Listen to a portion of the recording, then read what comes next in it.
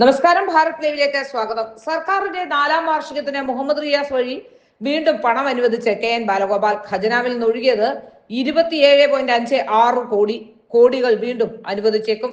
സാമ്പത്തിക പ്രതിസന്ധിക്കിടയിലും സർക്കാരിന്റെ 4ാം വാർഷികത്തിന് വീണ്ടും പണം അനുവദിച്ചു. ഏപ്രിൽ 15-ന് മുഹമ്മദ് റിയാസിന്റെ ടൂറിസം വകുപ്പാണ് 1.65 കോടി രൂപ അനുവദിച്ച് ഉത്തരവിറക്കിയത്. ധനമന്ത്രി കെ.എൻ. ബാലഗോപാൽ 1.65 കോടി രൂപ ഇതിനുവേണ്ടി കഴിഞ്ഞ ദിവസം അനുവദിച്ചിരുന്നു. ഇതിനെ തുടർന്നാണ് ടൂറിസം വകുപ്പിൽ നിന്നും പണം അനുവദിച്ച് ഉത്തരവിറക്കിയത്. PRD വഴി 4ാം വാർഷികത്തിന്റെ പ്രചരണത്തിനായി 25.91 കോടി രൂപ നേരത്തെ അനുവദിച്ചിരുന്നു. ടൂറിസം വകുപ്പിന്റെ 1.65 കോടി കൂടിയാകുമ്പോൾ 4ാം വാർഷികത്തിന് ഖജനാവിൽ നിന്നായി അനുവദിച്ച തുക 27.56 കോടിയായി ഉയർന്നു. മറ്റു വകുപ്പുകളിൽ നിന്നും പൊതുമേഖലാ സ്ഥാപനങ്ങളിൽ നിന്നും 4ാം വാർഷികത്തിനായി ലക്ഷങ്ങൾ അനുവദിക്കുന്ന ഉത്തരവ് ഉടനിറങ്ങും. കടബാധ്യത കുത്തനെ ഉയർന്ന കിഫ്ബി വഴി 4ാം വാർഷികത്തിന് കോടികൾ ഒഴുക്കാനുള്ള ഫയൽ അന്തിമഘട്ടത്തിലുമാണ്.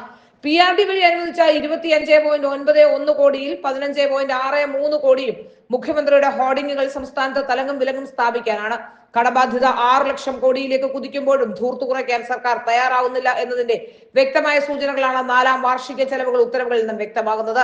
ചെലവുകൾ ഇങ്ങനെയാണ്: ഹോർഡിംഗ്സുകൾ സ്ഥാപിക്കാൻ 15.63 കോടി രൂപ, ഹോർഡിങ്ങുകളുടെ ഡിസൈൻ ചാർജ് 10 ലക്ഷം, നിലവിലുള്ള 35 ഹോർഡിംഗ്സുകളുടെ മെയിന്റനൻസ് ചാർജ് 58 ലക്ഷം, LED ഡിജിറ്റൽ വാൾ 3.3 കോടി, റെയിൽവേ ജിംഗിൾസ്, KSRTC ബസ് പരസ്യങ്ങൾ 1 കോടി, 14 ജില്ലകളിലെ തീം ഏരിയ 1.96 കോടി, ജില്ലാതല യോഗങ്ങൾക്ക് 42 ലക്ഷം, കലാ സാംസ്കാരിക പരിപാടികൾക്ക് 2.1 കോടി, ഭക്ഷണം, താമസം, വാഹന വാടക ഇനത്തിൽ 42 ലക്ഷം, ഉദ്ഘാടന സമാപന ചടങ്ങുകൾക്ക് 30 ലക്ഷം, ടൂറിസത്തിന് 1.65 കോടി.